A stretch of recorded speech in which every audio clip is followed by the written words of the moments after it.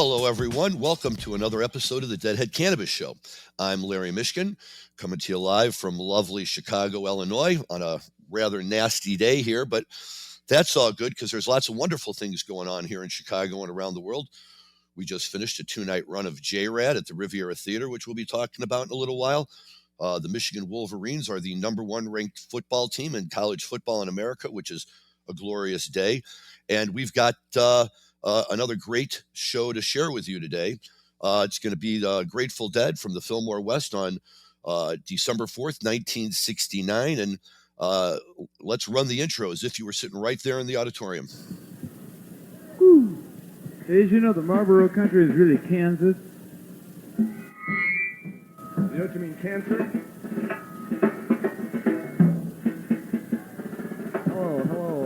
Hello, the house. Oh, grotesque. And they said it couldn't be done. And lo, it wasn't.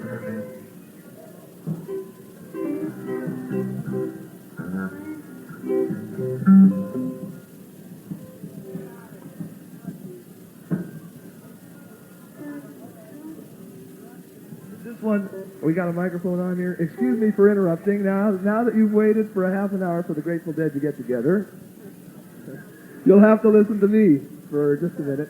Sam Cutler told you what was going on, so something's gonna happen, right? It's getting good and crazy, and I think that all of us knew that it was gonna come down to this when they wouldn't let us play in the park. Is that what they call a Teutonic standoff? Yeah, it's some kind of standoff. No confrontation, though. We've already been on that trip, and we see what happened in Berkeley when private property and all that stuff, club. So we're going to have a good time at a party and good music, and everybody's going to come and take care of themselves, I hope.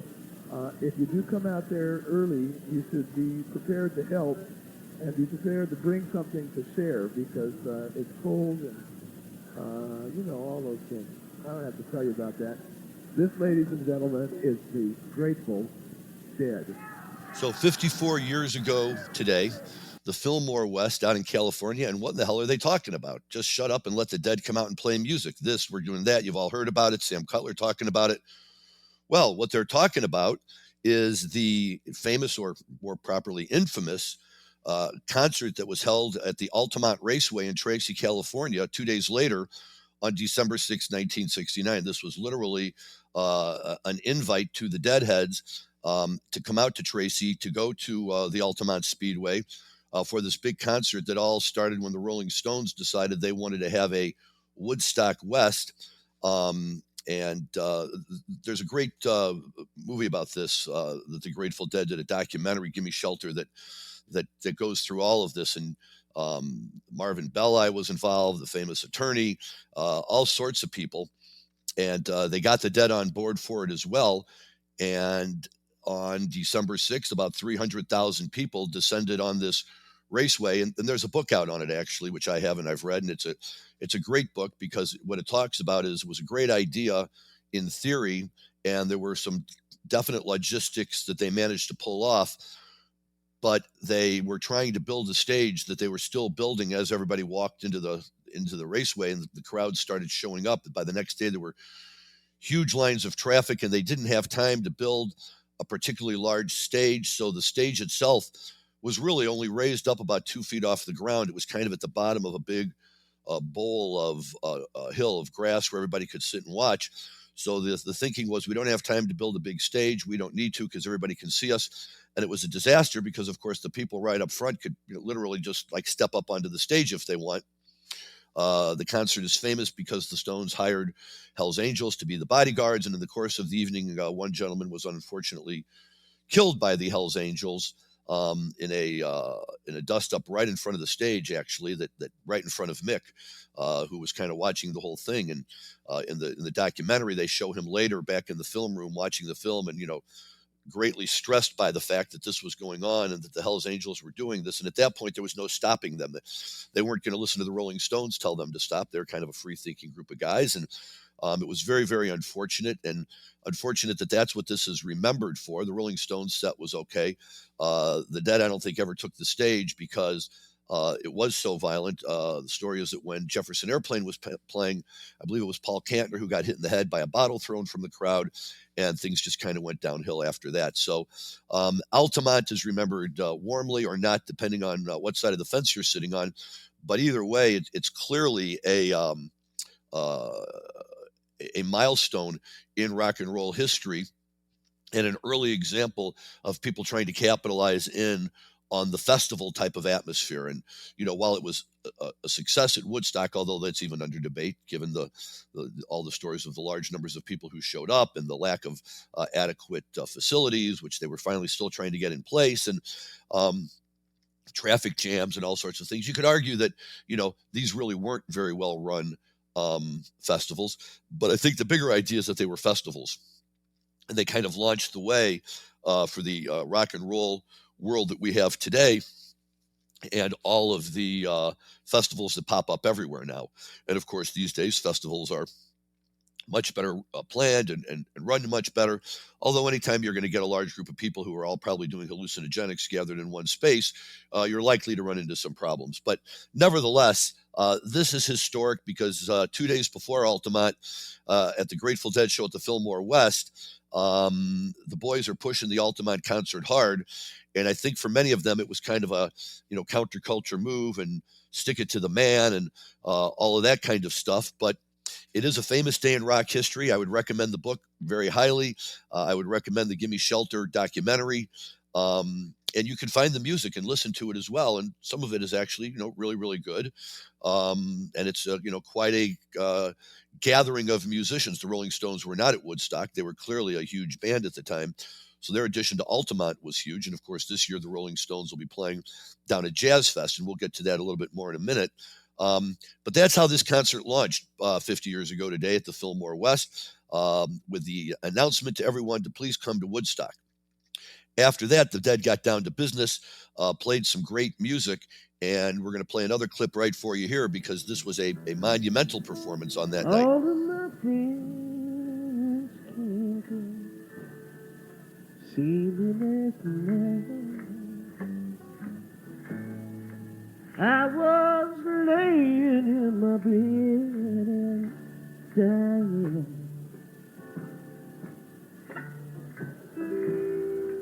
Anybody knows from Sam and Jill says the weather down here so fine.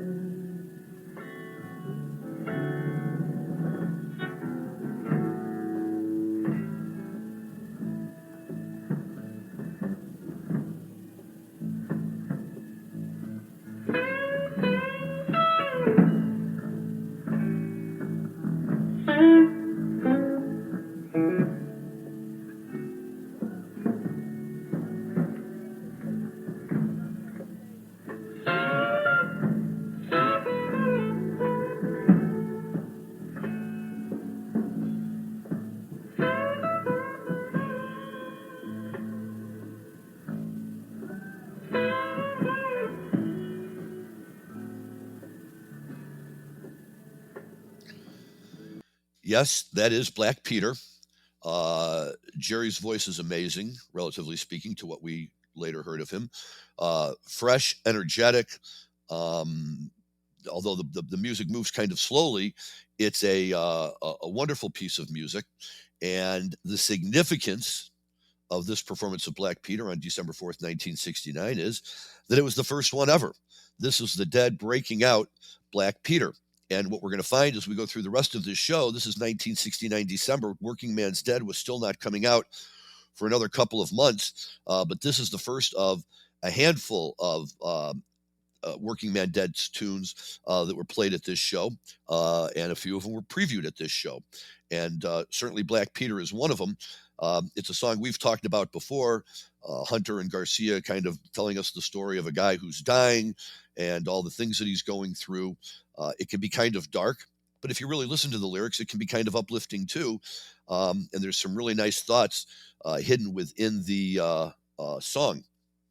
It's, Rob and I in the past would always joke about Black Peter being, if you will, sorry for the pun, the black sheep of the Jerry ballads, because when we're all sitting there waiting for that hot morning dew and you get Black Peter, your initial reaction is, oh, it's not morning dew. And then they get into the middle of the Black Peter and you realize what a great tune it really is, how tight the lyrics are, how beautiful the melody is that Jerry puts on top of it, because again, it kind of gives you that feeling of you're mourning a person who's, dead or dying. But at the same time, it's just such beautiful music and such a lovely story that it's certainly one of my a Jerry tune that I'm very high on. And unfortunately, Jerry's not still around. But were he playing any day that they played Black Peter, would certainly be okay with me. And there's no question that the boys loved it, because after this initial performance of the song on 12/4/69, they went on to perform it another 350 times over the years, putting it very high on the list of most frequently played Grateful Dead shows. The song was last played on June 22nd, 1995 at the Knickerbocker Auditorium in Albany, New York.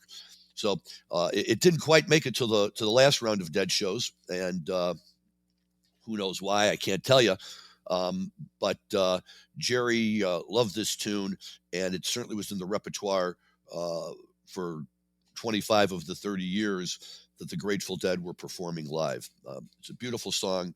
We really love it. And, today's its birthday, so happy birthday to Black Peter.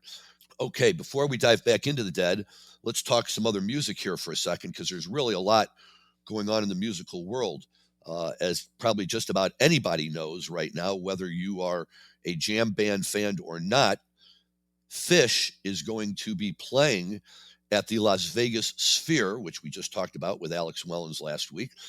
This brand new multifunctional facility venue that they've built out in Las Vegas. Looks like a big round sphere from the outside. And Alex gave us a little bit of a description and an explanation of what it looks like on the inside. But the video capabilities are amazing. And the light shows that they're going to be able to put on is amazing. And while all bands out there these days have made their light show and their sound show and all of that key priorities, there are a few bands that really take it to the level of Phish, and they're absolutely excellent crew that does their lighting and their sound and everything like that. And it really promises to be a string of shows that true Phish heads will not want to miss.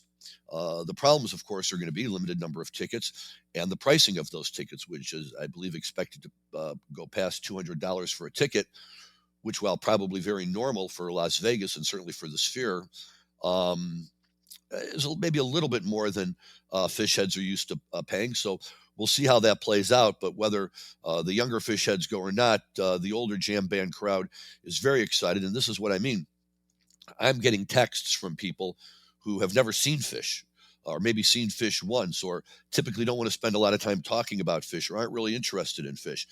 But Phish is genius, as are the owners of the Sphere, because they're turning this into an event, not just about Phish, but about performances at the Sphere. And there's headlines like iconic jam band to come play at the Sphere. And you're wondering if the guy who wrote the headline even knows who Phish is, or whether somebody just told him to say it that way. But all of a sudden, Phish is getting a lot of publicity that's mainstream and very, very positive. Not that they've gotten negative publicity in the past, but I think that the Dead eventually became a mainstream news curiosity because of how long they had been around, because of all the things they stood for in terms of cultural revolution, and being the first real jam band with that kind of following and crowd made it very unique.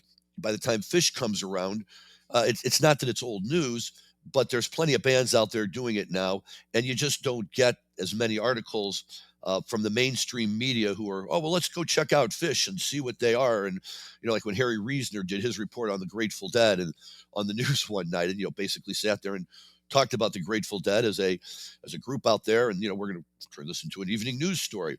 But all of a sudden, you would say this is just another Phish show, but hook it up with the Sphere.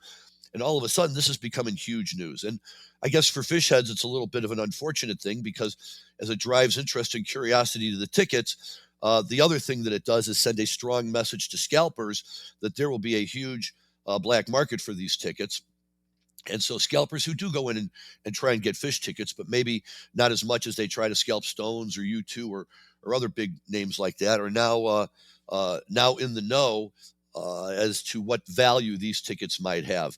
And on the one hand, it's great, right? Phish is out there. They're big. They're here. They're everywhere. And people are all totally fascinated about it. But much like with the Grateful Dead, when they reach that point, I can't even call myself one of these, hardcore dedicated Phish heads, because I haven't been to nearly enough shows.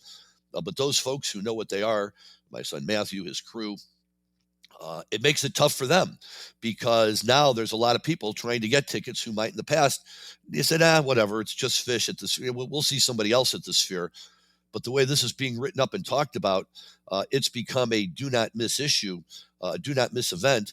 And we're all hoping that this will not negatively impact the ability of the really true diehard, hardcore Phish fans who have seen them everywhere all the time to be able to get tickets. On that note, I will say that I too am sending in my name to the email system that they use. Think Grateful Dead mail order, only this time you don't have to have all the stupid postage and certified mailers and all of that.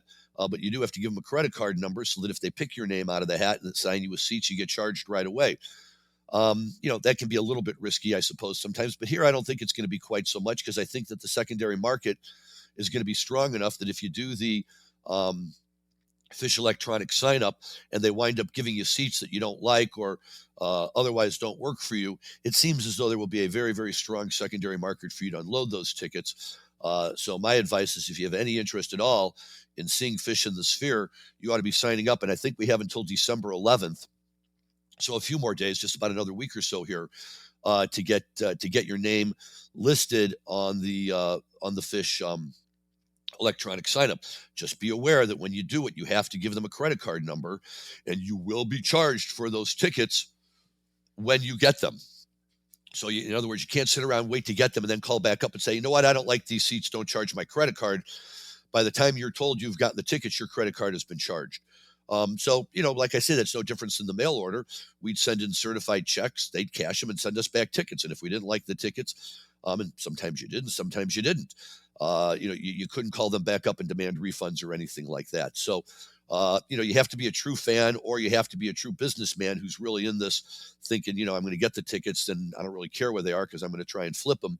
Although, here's me hoping that most of the people who sign up and get tickets are the true Phish fans, because they're the ones who are going to really want them, and nobody should have to pay outrageously, ridiculously high secondary market prices to see a band like Phish that has made its whole career out of playing to the crowds and making themselves accessible and available and affordable, and much like the Grateful Dead, performing musical concerts that, certainly in my opinion and many others, are hundreds of times better and more enjoyable and more meaningful than a lot of the concerts that the big rock stars put on these days. But the big rock stars are the ones who charge outrageous amounts. And speaking of rock stars who charge outrageous amounts, let's talk for a minute about the Rolling Stones, the greatest rock and roll band in the world.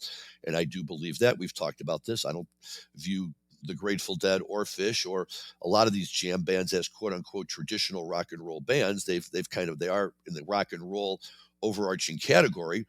But rock and roll is rock and roll. And, you get your 4 to 5 or 6 minute songs that just get cranked out, typically at high volume, with a lot of tempo to them and all sorts of stuff like that. And, that's certainly the Rolling Stones. And the Rolling Stones have been around forever now. They put on amazing concerts. I know I've told the story a dozen times. When I saw them in 81 in Philly, we thought they were so old and couldn't believe how old they looked and how old they sounded. That was only 40 years ago. So, they fooled everybody. Keith Richards, once again, wins the award for human being least likely to be alive at his age. But he made it, and God bless him. And maybe someday he'll teach all of us his secrets so that we can continue to go out and party up and, know that we still got plenty of time left on the other end. He's quite a remarkable guy. Ronnie Wood, of course, Charlie Watts, the drummer, recently passed, and maybe not even so recently anymore. Bill Wyman, the bass player, the original bass player, is gone. So you basically have a core three that has been filled in now with a number of other wonderful musicians who kind of fill it out, and that's a great thing. And these Stones tickets are all going to sell out. Everywhere they go, they're coming to Soldier Field. They just added a second night, and ticket prices, are ridiculous. $200, $300, $400, $500, depending on where you sit. Some of them are going for almost under $1,000, and these are tickets being sold by the Rolling Stones. We're not talking secondary markup yet. By the time you get to secondary markup, ticket prices are escalating well beyond $1,000, and even for regular seats. Now there will be, a place like Soldier Field is so large that if you're really interested in being in the building, but you don't mind sitting, 100 or 500 yards away, whatever it is, if you're at the other end of the stadium and, all the way up at the top, you can probably get in for $300-$400, maybe $500. That's still a lot of money to be sitting really, really far away. The only thing I can tell you that, swings in the favor of doing it is that there's really nothing like a Rolling Stones concert. And the guitar players will be jamming away, and Mick Jagger, pushing 80 years old, I assume, will be running around on the stage like he always does. And even though his voice can't hit all the notes it used to hit, and they're moving a little bit slower, there's no doubt that it's a rock and roll spectacle. And if you've never seen the Rolling Stones, and you're willing to just consider it a cultural experience that everyone should have, and therefore willing to drop a few dollars for it, you can't go wrong seeing the Rolling Stones. And talking to my friends, we've all seen them various number of times along the way, and there seems to be a little more reluctance to laying out that kind of money to see them, just because it's a lot of money. Having said that, it will be very interesting to see ultimately how many people bite the bullet and say, it's the Rolling Stones, and we know that every time they come around, we're thinking, by God, look at how old they are. This has got to be their last tour. Well, they just came out with a new album this year. So, who knows what they have in mind. Look, Rolling Stones are fun. Soldier Field, if it's a nice weather day, could be a beautiful place to see a concert. And everybody else has to make their own decisions. But, I'd like to think about the Rolling Stones. Look, it's one thing if you're a band in your prime and, you're early to mid years and you're out there, and you've really hit it big. And you know that if I sell a ticket for $100, it's going to get resold for $1,000. I want part of that. Okay, that's business. That's the way the business world works. And certainly in that regard, the Rolling Stones are completely justified selling their tickets for whatever the market will bear. However, let's not lose sight of the fact that the Rolling Stones have been playing now for close to 50 years. And they're way, way, way past the point where their financial concerns are legitimate, where they're still doing this, quote unquote, for a living. These guys could have retired years ago to very comfortable lifestyles. And I love the fact that they're still out there performing. But maybe, guys, you just say, look, we're going to give the 50,000 per venue people who are, lucky enough to get our tickets at a reasonable price, and give everybody a chance to get out here. We can't control the secondary market, but don't worry about the secondary market. Even if you sell out all of your shows at $100 or $200, there's millions and millions and millions of dollars to be made here.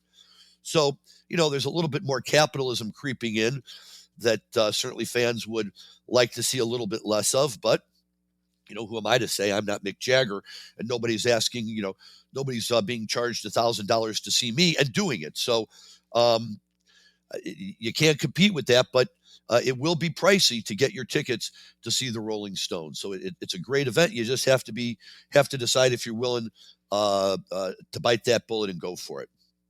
So let's shift our focus to a band that is out there right now, blowing people out of the water and being very, very reasonable in the prices that they charge. And that would be Joe Russo's Almost Dead, JRad, who is touring again. And everywhere they go, people just love them. It's a combination of Grateful Dead covers, but I think that they cover Grateful Dead songs as well as anybody out there, including Dead and Co., including Bobby, including Phil. Now, they're obviously not Bobby and Phil, so it doesn't replace seeing Bob Weir and or Phil Lesh or some of the other guys up there playing with them.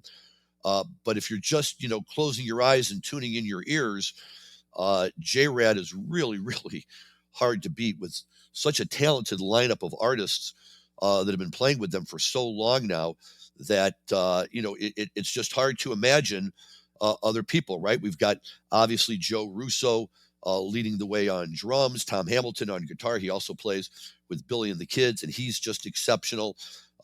David Drywitz on the bass. Scott Metzger plays the other guitar, and Marco Benevenetto, hard last name to always say, is on the keyboards. Of course, he and Russo were playing as the duo for a number of years.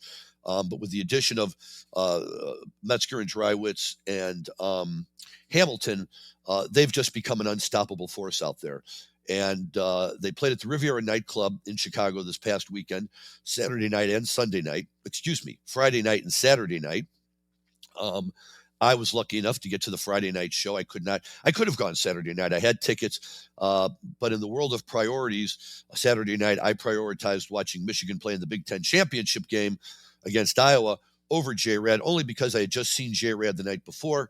And after all of the lean years that Michigan football went through in the 15 or so years leading up to the last couple, getting beaten like a drum by Ohio State every year, either not making a bowl game or making one and getting their butts kicked. I'm of the mind that you got to enjoy the winning while you have it. And so missed Saturday night's show. And look, Michigan won, and they won big, and they're going to the college football playoffs. They're the number one ranked team in the country right now. So for me, it was a good trade-off, and I was very happy about that. Last night's show was very, very solid. Great Grateful Dead covers. The one thing I did miss in all of this, and get it hard to time up with JRad these days, is Saturday night, they covered the 11. And that's the song that originally really locked me in on JRad, because I truly believe that there is no band out there since the Grateful Dead back in the day that plays the 11 as true to form and as well as JRad, with the exchanging vocals and the weird time signatures, and they just kill it.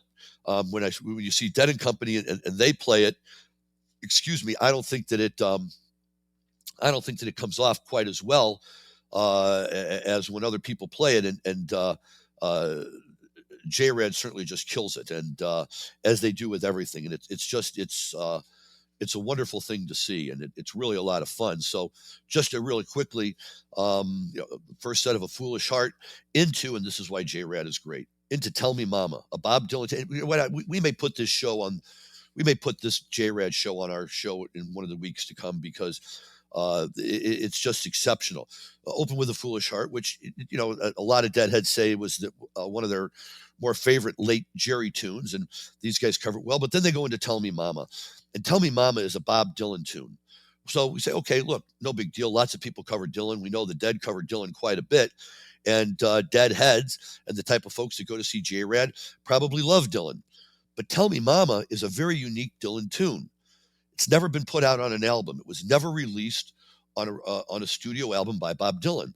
Furthermore, it was only played in concert by Bob Dylan on one tour, his world tour in 1966. And basically since that time, Dylan has never played it again. It was never released on an album.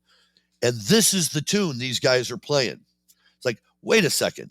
How do you even know the tune exists unless you're so much of a Dylan head that you're going back and finding old bootlegs from him from way, way back in the day? It's not like there's an album and you can say, wow, this is a strange song. I love this one. How come Dylan never played it live? You really have to dig deep. And they did, and they played it and they killed it. It's just such a great song. And God love JRad for being creative and having the musical chops and the musical knowledge and history to go back and find music like this, and just blew everybody away with it. A lot of people knew it was a Dylan tune, but without the wonderful aid of the internet, finding out some of that information might have been a little bit difficult. So I don't want anyone to think that I'm one of these guys who just instinctively knew. I, like everyone else, when I heard what it was, immediately looked it up to figure out this is a Dylan song. How come I don't, recognize it, other than recognizing it as a Dylan tune? Into a Beautiful Cassidy, a very long first set space back into Cassidy. West LA Fadeaway, always a fun tune. A fantastic Fire on the Mountain. And we had a very long conversation. My group of buddies and I was there with my friend John and Marnie, Rick, Joel, Stefan, whole group of guys and women. And the conversation was about Fire on the Mountain without the Scarlet intro, or alternatively Scarlet without the Fire on the Mountain follow. And we love both tunes a lot, but unanimously we agreed that Fire on the Mountain is the much better standalone tune than Scarlet Begonia. Scarlet Begonias is beautiful and it's a great song, but without Fire on the Mountain on the back end, it just kind of jams a little bit and then just would drift off because you don't have that immediate transition into Fire on the Mountain. With Fire on the Mountain, it's a little bit different because you can, if you're transitioning out of almost anything, you're going into that tune. And we're all used to Fire on the Mountain at the end of the song, kind of being played in a way that signifies it's the end of the tune. But it was just a beautiful Fire on the Mountain. They played it really, really well. We're sitting here looking at the time wondering, boy, first set started at 8:30. We're starting to push, 9:30, 9:45. How long are they going to go? Came out after that with a black-throated wind. And then just for the hell of it, just because they threw in a berth at the end of the first set. They clocked in at 90 minutes. Tremendous bertha, always fun. It was a great way for them to end the set, and we loved it. Very short set break, 10:30, man. They were right back out. You got to love that. Opening with a Good Lovin', and who doesn't love a Good Lovin'? As Alex Wellens always said, play Good Lovin', everybody leaves with a smile on their face into Feels Like a Stranger, and then the moment of the concert. And before I talk about that, I have to just a little bit. I'm older. I know it. I get it now. I'm in my 60s. Okay, I'm one of the old guys. And at the show, we were having a really good time. And there was a guy standing right next to me from one of the western suburbs who was there with his wife. She clearly was only there because he wanted to be there. I quickly established that he's too young to have seen Jerry.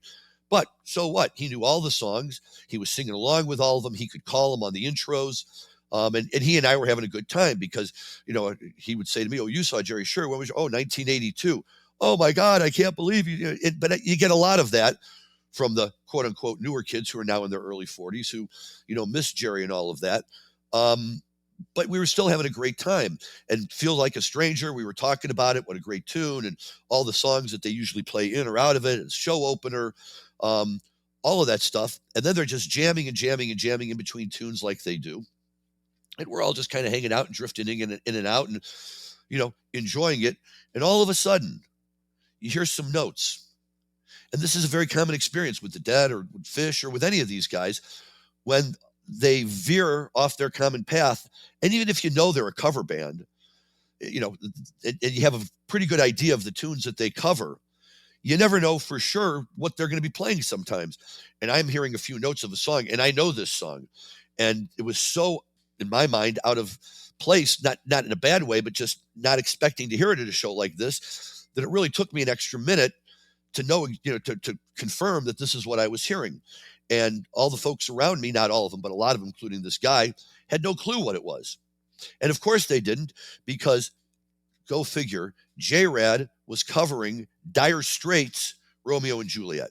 Now, Romeo and Juliet by Dire Straits is maybe certainly one of my top 2 or 3 all-time favorite Dire Straits songs. On their live album, Alchemy, it's a double album. If you don't have it, if you've never heard of Dire Straits, you're missing out on a lot. If Mark Knopfler had a little more weight and a lot of facial hair and lived in San Francisco, he could have been Jerry Garcia. I mean, he's that talented, this guy. He's just an amazing, amazing guitarist. He's got a great voice. And Dire Straits was just, I don't want to say was, like they're all dead or anything, but at that time in the 80s and into the early 90s, just amazing what they did. And they had a little bit of,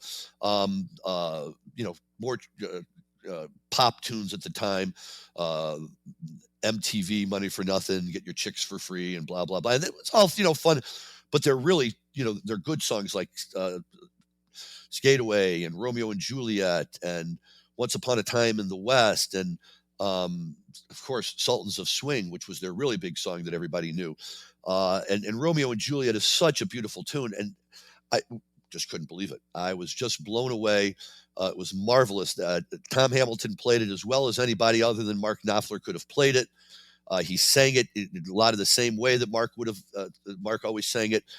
And for me, that was such a highlight above and beyond everything else that there's room for other, minor highlights underneath it. But, I like to send songs out to people who aren't at the show just to kind of keep up to date. Sent it to my wife, who was very disappointed that she didn't make the show because she loves Dire Straits and Romeo and Juliet is her favorite tune.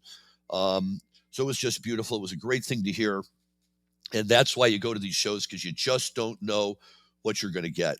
out of, and the whole second set, by the way, was just one long run of music. Everything went into everything else. There were no stops, no breaks. Romeo and Juliet into a beautiful Here Comes Sunshine, into Casey Jones, then a second set space that kind of just dragged on for a while. I don't mean drag in a bad way, but really lasted for a while. Then they slipped into Playing in the Band. And in the middle of Playing in the Band, they did a thing on drums. It was just Joe doing his, solo drum solo up there. But all the other guys were on stage. And so I'm calling it drums with everyone because they were all dropping in. Now, they weren't really playing as much as they were dropping in little chords and little notes here and there to complement the drumming. It was high energy. It was great. Back into Playing in the Band. And all of a sudden, they're done. And you look up and in the blink of an eye, it's already 11:45. They didn't play a lot of songs, like 7 songs each set. These guys just jam and jam and jam, which is the way the Dead used to do it way back in the day. And we're still kind of doing it up until the end. It's the way Phish does it. And these guys show that they, they're good, man. They can hold a candle to anyone and get out there, give you your money's worth. The beauty of the Friday night show at the Riv was it just wasn't that crowded. There was no line to get in. The floor had room. We had seats upstairs in the balcony because we're old folks now. We like to be able to sit. And there was plenty of room around us the whole time. And it was just a wonderful night for rock and roll and to see JRad. I did not make it to the show Saturday night, a little more crowded. And like it said, they pretty much stuck to the script of being an all Grateful Dead band, which is wonderful. And they did play the 11, which I was sorry to miss. But nevertheless, you go to see JRad because they're just that good and you just don't know. But without the Grateful Dead, we wouldn't have JRad. So let's go back to December 4th, 1969, and we'll play the next clip that we have.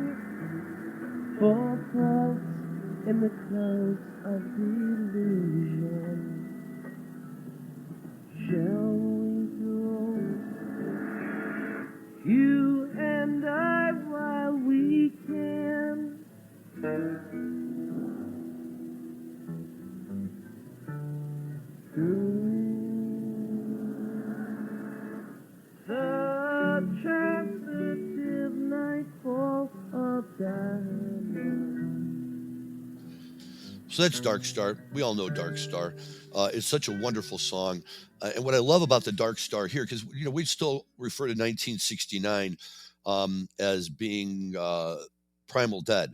And we've recently featured some shows from 1970 and even 71, where by that point, the transition is almost complete. And while they're still reaching back out for the Dark Star, and maybe that's it for the other one, by that point in time, the boys are pretty much shifted into the Americana stream and pulling more and more away from Primal Dead. But this is 1969. This is still Primal Dead.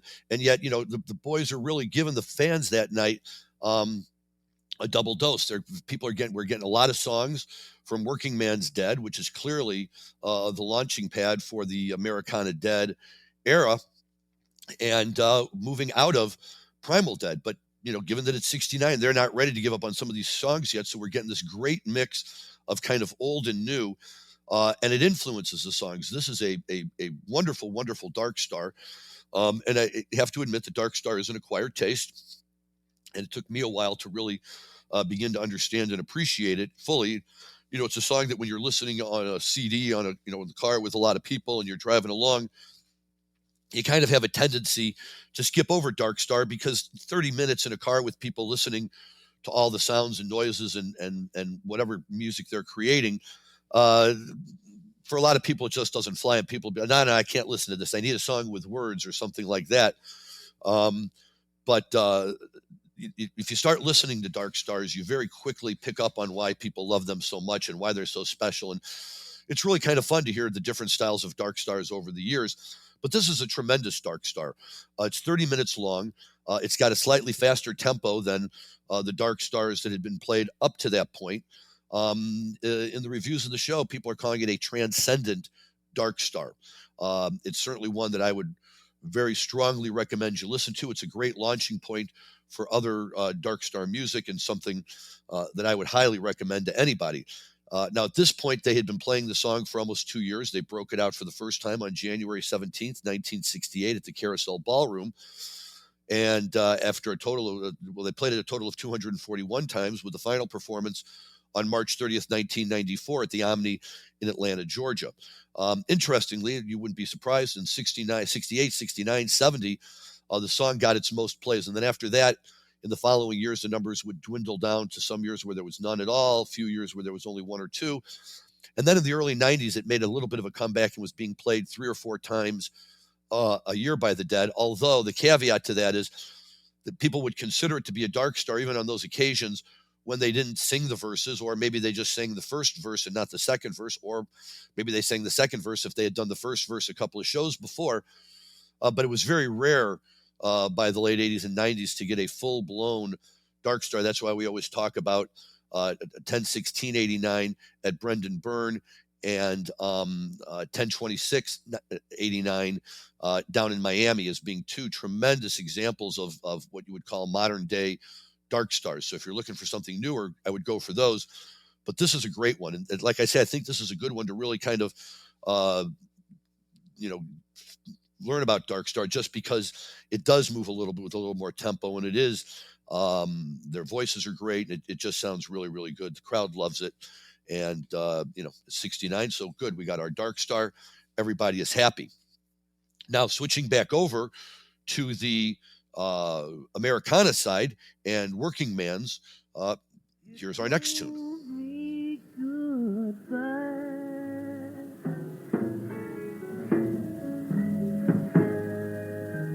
How was I to know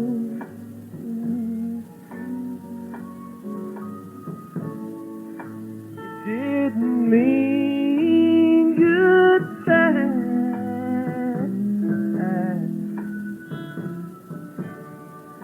And then please don't let me go. I was driving a high time,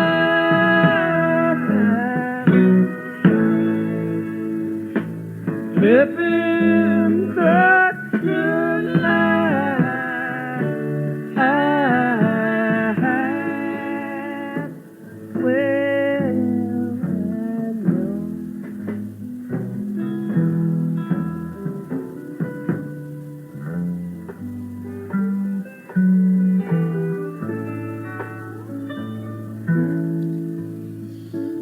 High Time. What a beautiful song.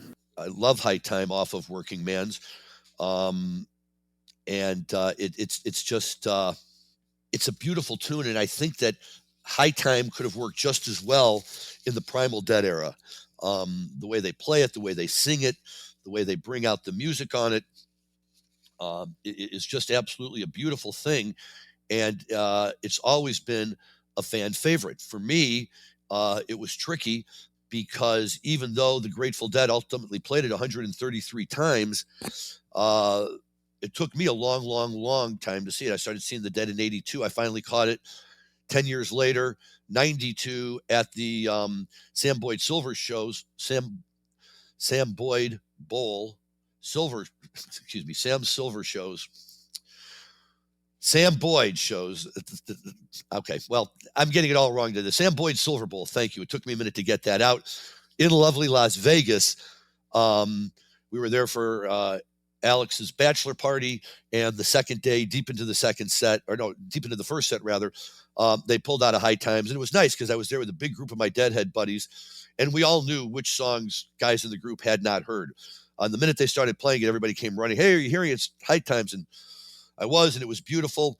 But I especially enjoyed it a few months later when I saw them at the Rosemont Horizon in Chicago, and they played it again. And now I was really ready for it, and it was indoors, and it was, more focused and a great tune. But, for me, it was just one of those where it was tricky to catch up with it.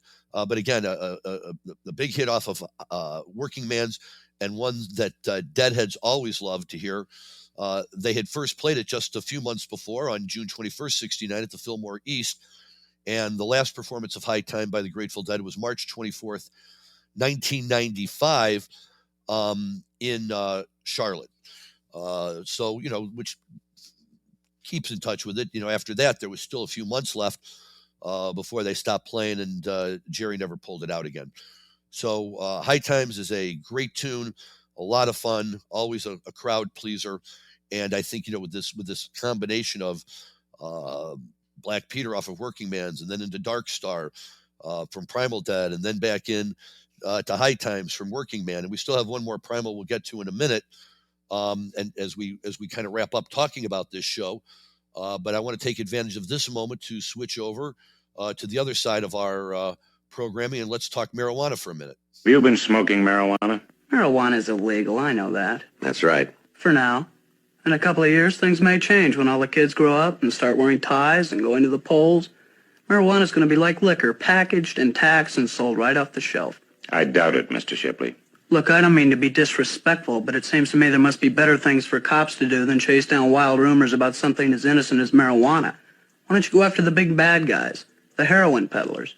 I won't argue with you about them. They should be stopped. That's right. We'd like to put them out of business. That's why we're here. What do you mean? We're trying to keep them from getting a new customer. There's a big difference between marijuana and hard narcotics. Yeah, but it's only a small step. And everybody who takes a drink is going to be an alcoholic. We know that's not true, don't we? Let's face it, we're on opposite sides of the fence and there's nothing we can do about it. For you, if there's a law against it, it's wrong, black and white. I just don't see things that way, that's all. Well, you ought to give it a try, fella. It might keep you out of jail. Maybe, but we'll change the law someday, even though your friend here thinks we won't. Believe me, it's a new world. Your laws are as outdated as bustles. Laws are going to have to be changed to keep pace with the new morality. They'll change or we'll have to break them. So, wait a second, you're saying that's not music. What are we playing here? If you listen to the voices very carefully, you can recognize Sergeant Joe Friday from a mile away. And he and his partner are busting a guy for marijuana, a well-dressed businessman. You can go find the clip on YouTube. It's hysterical. And they're explaining to him, right, why they're busting him. And I love it. This is I don't know what year this was made, late 1960s at some point. But certainly when marijuana was being added to Schedule 1 by President Nixon, and if you weren't a hippie, the common thought was that marijuana was a killer and a dangerous drug. And this perp on Dragnet is trying to explain to the guys why they're wasting their time arresting him, because it's just marijuana, man. It's not like it's heroin or LSD or any of those other drugs. And besides, it's all going to be made legal anyway. And don't you want to be on the right side of history? But Sergeant Joe Friday is a no-nonsense cop, as we all know, and he explains to the man why. Well, maybe someday, but not today. And right now, it's we say it's illegal, and you're going to jail for it. And way to go, Sergeant Friday. And of course, Dragnet was based on various actual crime stories that Joe Friday would, the actor's name, which I'm spacing on for a minute, would go dig up the answers for that, and they would base these off of, real stories. He had a great relationship with law enforcement, and law enforcement liked the show because it cast law enforcement in a positive light and sent a lawful message to everybody. But it's just great, right? Because we've all watched this show, or at least those of us that are old enough to have watched it. And we all kind of laughed as you get older at how square Joe Friday sounds. And hearing these guys have this conversation with this, very ordinary business dressed guy. And he's speaking the lines that we all speak today about the positives of marijuana and why it shouldn't be illegal and why nobody should be arrested for it. But back then on Dragnet, you made a mistake, you're going to jail. So nice that we were able to come up with that clip. And although Dan is normally the guy who comes up with our Grateful Dead inspired music clips, a shout out for this one goes to cool cousin Brent in St. Louis, who found it and sent it up to me for a little humor and so we could incorporate it into today's show. So thank you, Brent, for that. And hope you all liked it. You can go and find Dragnet on your local Hulu or whatever TVs they have it. And, I find it a lot of fun to get really high and sit down and watch Dragnet. And then they all just seem a little more silly.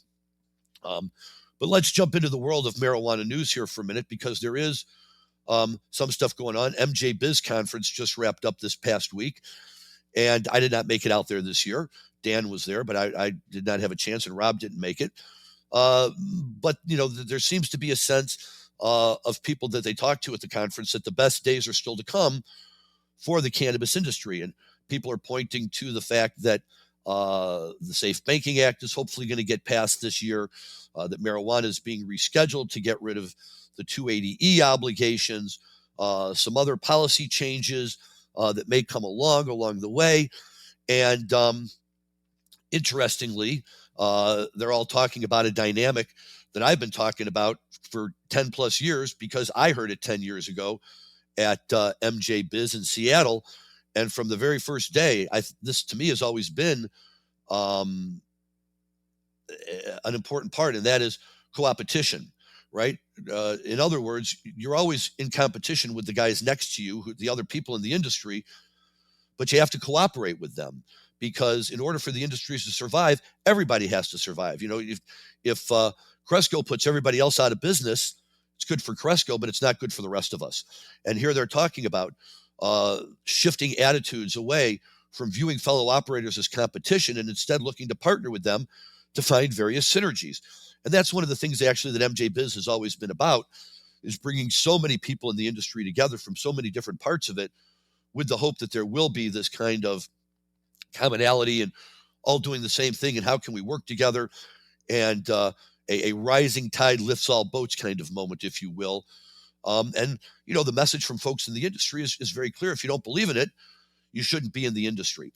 And I kind of disagree with that statement, because you can absolutely be in the industry, but, still disagree where things are at in the industry right now. And while there certainly is some of this going on, this co-opetition, if you will, there's a lot of competition going on. We're seeing it in Illinois. The big question is whether or not the new license holders, who are now kind of up and running a little bit, are going to ever be able to compete with the Crescos and the Zen Leafs and Cure Leafs and all of the big MSOs out there. And, that really remains to be seen. But the sense is that those big guys are very happy having the markets to themselves and don't really seem to be all that interested in, lending out a helping hand to the newbies who could come in and really fill out the market and make it overall a stronger market and a better market, which would be good for everybody. And we don't see a lot of that right now. And the other thing, while I hate to be a negative Nelly about any of this, there's still a big question as to the current financial state of the industry these days. And most of these conferences over the last few years have been very, very heavy on people looking for money, looking for investors, all with great ideas, but just not with the financing to get it done. And a lot of people who are saying, I'm here looking for good ideas, but I'm really not interested in investing money in anybody else at the moment. And that's kind of problematic. And, we've talked about this before, and the hope is, of course, that we can get to a point, and maybe with federal reforms, investors will be willing to step back in more, but it also has to start within the industry itself. And we have to have good business people who follow the rules and aren't getting themselves shut down. We have to have people who agree that co-opetition is the way to go. And so if you're Cresco, you're, excuse me, willing to help everybody and reach out so that people can come along. A new mom and pop dispensary in Chicago is not going to unseat Cresco or any of the other big boys from their positions. And it would be good for a lot of other people and get more people interested in buying the products. And eventually that creates business for the multi-state operators as well. So the hope is that everyone would go that way. Well, you know what? We'll see what happens over time. And, we'll see what happens by the MJ Biz conference next year and where things are at. Right now, I would say In my opinion, the market is kind of status quo where it's been for the last year and a half, but with a hope that we will see a significant turnaround that will bring people, especially investors, back in and create a level of co-opetition that will really let the market grow into something, that we're all looking for it to be. And that would be great. In the meantime, here's why we all still love marijuana and tell the squares to piss off. Another day, another report. This time, we find out that in a federally funded study, people with anxiety experience better quality sleep on days when they use marijuana compared to days when they use alcohol or nothing at all to control their anxiety. The study was published in the Journal of Drug and Alcohol Review and was conducted by researchers at the University of Colorado, Colorado State University, and the University of Haifa in Israel, where they analyzed the subjective sleep quality of almost 400 people who reported using cannabis to treat anxiety. They wanted to understand the different ways sleep was affected by the use of marijuana, alcohol, neither or both on a given day. And they were asked, people in the study were asked to fill out a daily survey for 30 days, what substances they use, and how was their sleep experience as a result. And it was all compared. And they say compared to non-use, participants reported better sleep after cannabis use only and after co-use, but not after alcohol use only. Well, that's not surprising. Again, was last week or the week before, we talked about the study that said people who use marijuana find that they sleep better than people who use prescription or over-the-counter sleep aids. And this is just taking that to the next level. Somebody says, I'm having trouble sleeping. I don't want to use over-the-counter or pharmaceutical sleep aids. So what do I look to? Oh, well, there's alcohol, which, a lot of people drink and pass out from drinking alcohol, or smoking marijuana, or both ways to control anxiety and help people who have anxiety sleep better. It can't be a surprise to anyone who's been paying attention that the people who use marijuana are going to have a more relaxing, a better sleep than after alcohol. Why? Because your body welcomes the marijuana. It welcomes the cannabis. We have cannabis receptors in our brains. Alcohol is putting like poison in your body. It doesn't mean that people don't get drunk and fall asleep, but my personal experiences would be, I agree with the study that I sleep much better if I've smoked marijuana than if I've had a lot to drink.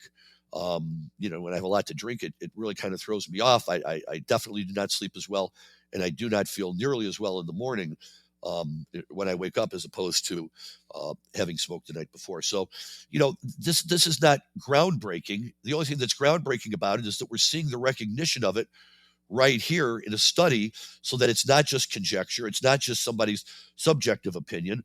We're doing more and more tests. And since we're all about these tests, there's another test that just came out.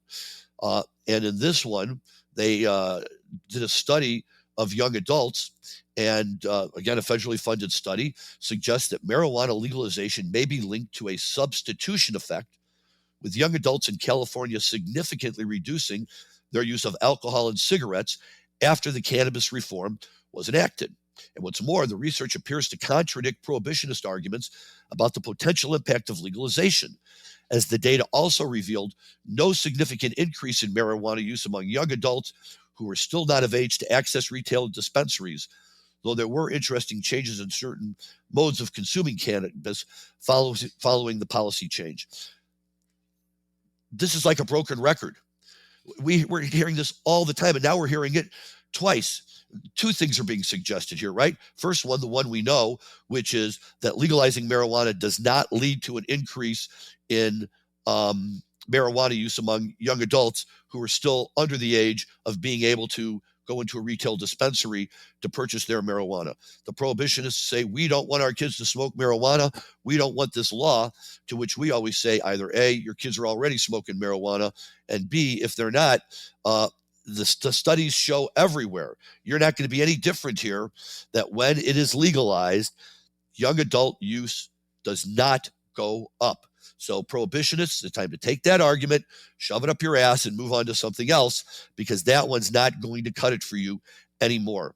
And, I do get, a little worked up about these from time to time, because for God's sakes, folks, how many studies do we need to really demonstrate to us that we know all of this? and we're all just ready to move on. And I don't have an answer for you, other than the fact that it keeps guys like me in business, because it gives us something to talk about and rant about, and really try to push the message. And when the federally funded studies come out, that only helps the position. It gives people saying, I'm not just making this up. I'm not just making excuses for why I like to get high. Hey, guess what? There's real research out there that supports everything I'm telling you about why I like to get high, about the positive benefits that I get from it, and about the negative benefit, the negative aspects that exist in people's minds, but not in reality. So thank you for all of these studies. Sorry if you get bored hearing me talk about it, but if you're listening to my show, you're going to hear me talk about it anytime they come out, because it's just one of these things where we really, need to kind of, slap the straights in the face a few times and say, hey guys, you don't have to like it. You don't have to smoke it. Leave us alone. Please just leave us alone and let us do our thing, and don't be busybodies in everybody else's life. And, we'll see if that happens or if it doesn't. But as long as these studies come out, we're all about it. But back to the Grateful Dead, because of course you're at the Grateful Dead. Marijuana is inherently part of it anyway, and especially if you were at a Grateful Dead show 50 years ago in 1969 in San Francisco at the Fillmore West. And so going back to that show, I almost gave it away, back to that show for a little more dip into the Primal Dead pool. Here's our next tune. I wanna look kind of the way you treat me, darling, and I'm got to stay away. Come on now, the rider, why don't you just come on home? I need you, darling. I got to get you all alone. Good morning, little school girl. Can I come home with you? Can't you hear me crying? Well, Lord, that's all I gotta do.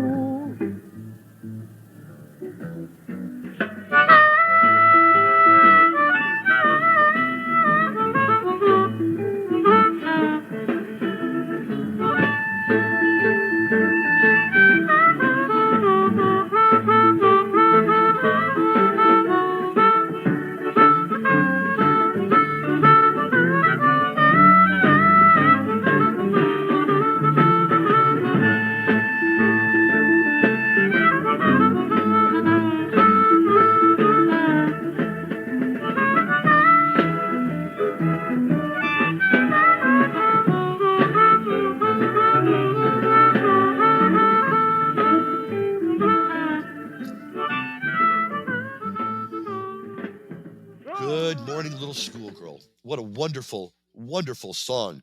An old-time classic, first recorded by John Lee Sonny Boy Williams in 1937.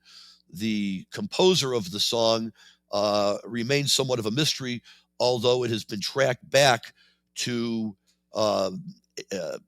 Back Inside Blues album by Son Bonds in 1934. So my research, that was about the best that I could come up with as to who actually wrote the song, but it's a very famous, very well-known blues number that's been covered by any one of a number of people in the blues business and out. John Lee Hooker, Muddy Waters, Junior Wells, Buddy Guy, the Yardbirds played it. It's just one of those things where it just has a rich history in rock and roll, and certainly one that the stars of rock and roll and the guys who lean towards the blues side of music always picked up on and love to play. And so it should be no surprise to anyone that Primal Grateful Dead with Pigpen, who was nothing if not a blues aficionado hiding as a rock and roll star, and you can hear him singing his lead on this. That's him playing the harmonica. Just an exceptional musician, and one who I really, really am sorry that I did miss more than any of the other guys in the band who didn't make it all the way through. But Big Pen was such a crucial part of the band during that time period, and his blues ability and background, and his ability to play the harmonica, and his ability to go up there and just rap out his stories, at a blues beat, was just a wonderful, wonderful thing. Schoolgirl was released on the Grateful Dead's original album, Grateful Dead, in 67, 68 when that album came out. And it was a tune that the Grateful Dead ultimately did not play very often. They certainly would play it sometimes, and certainly a lot more back in the early days. It did actually wind up getting played about 79 times, almost 80 times. It was first played on February 25th, 1966, actually, at the Ivor Theater in Los Angeles. Last played on June 28th, 95, at the Palace of Auburn Hills, just outside of Detroit. The second to last time they played it was June 25th, 1992, at Soldier Field, a show that I was at, and we were just blown away by it.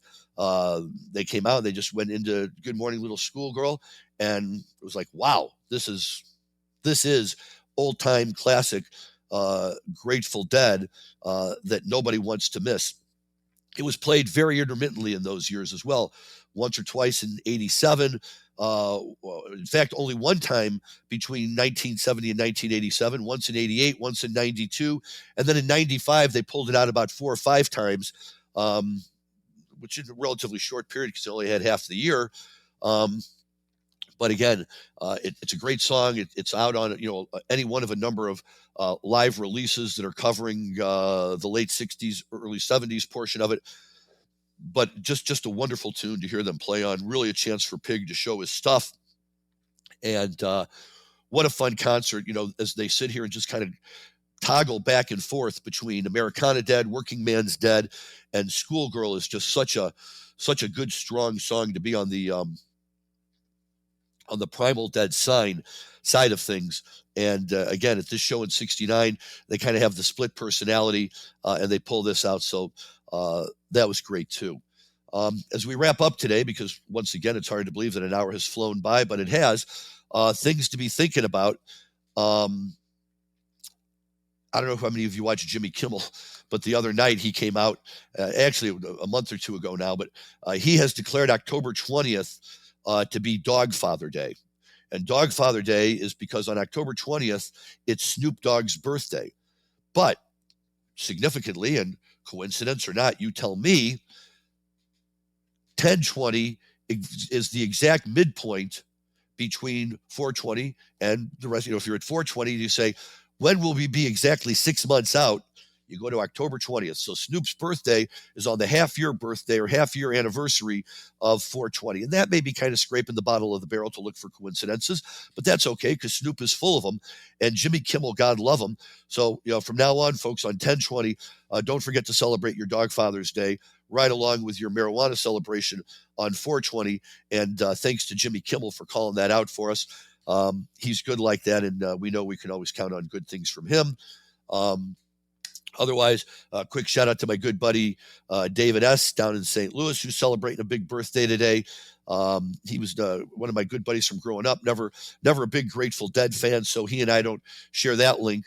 But lots of other links we have in common. So shout out on a birthday to him. And just great stuff going on. We've got some more good shows that we're going to be featuring coming up. Have a few guests that we're working on to bring in over the next couple of weeks. And of course, heading into the end of the year, things quiet down a little bit, and it's always nice just to have a little more time to listen to wonderful music. And speaking of wonderful music, on the way out the door today, we have a song for you that everybody knows, everybody loves, everybody always wants to hear, and is always happy when the Grateful Dead play it. And in fact, it's Uncle John's Band, and we're gonna get into that in 1 second. And the significance of Uncle John's Band at this show, once again, the Grateful Dead broke out Uncle John's Band for the very first time on December 4th, 1969. Another working man's preview, and a song that would go on to become far and away one of the Dead's most popular tunes, played almost 350 times. This was the first performance, last played also on June 28th, 1995 at the Palace of Auburn Hills, which was a little disappointing that they never pulled it out one more time in the remaining week or two of shows that they had left. But this is a great Uncle John's Band, and it's going to sound a little bit different than what you're used to, but that's what makes it so special and really makes it a lot of fun. Great song to go out on, and that's what we're going to leave you with today. So I hope everybody has a great week. I hope everybody is safe and healthy, gets to watch some good college football. Cheers for the University of Michigan. Sorry, Ohio State fans, that's just the way it is right now. And for everybody else out there, as always, please enjoy your cannabis safely and responsibly, and we'll talk to you next week. Thank you, everyone. Blew most of the set just trying to remember how to play. And so we're going to blow this part of the set, remembering how to sing a song that we just learned how to sing last week. Just barely know. We're going to just try like that. What the fuck?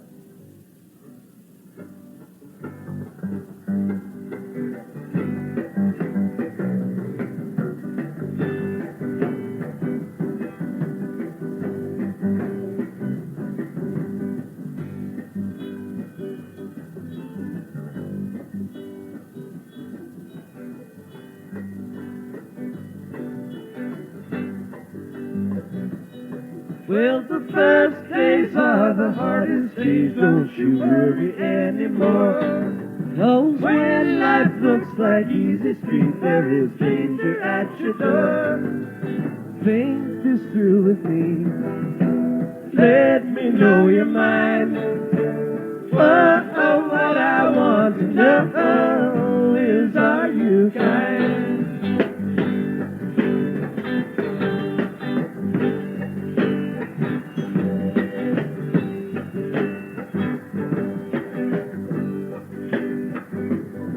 It's a buck dancer's choice, my friends. Better take my advice. You know all the rules by now, and the fire from the ice. Will you come with me? Won't you come with me? Whoa, that I want to know. Will you come with me? Goddamn, will I declare, have you seen the light? Their walls are built of cannonballs, their motto is don't tread on me. Come here, Uncle Johnson, bring to the tide. Come with me or go alone, he's come to take his children home.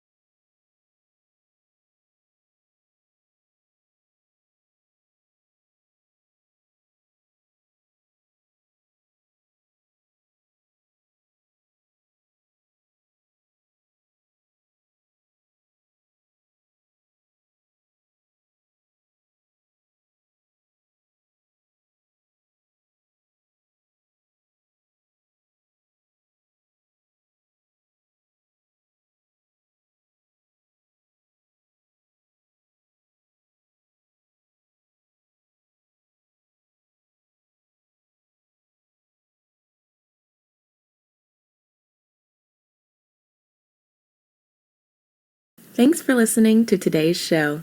To check out more great cannabis podcasts, go to podconnects.com. Here's a preview of one of our other shows. Season 1 of Dope History is now available at dopehistory.com. Dope History weaves you through the lives of those who have been touched by cannabis or have had an influence on the events that shaped our laws or relationships with this plant.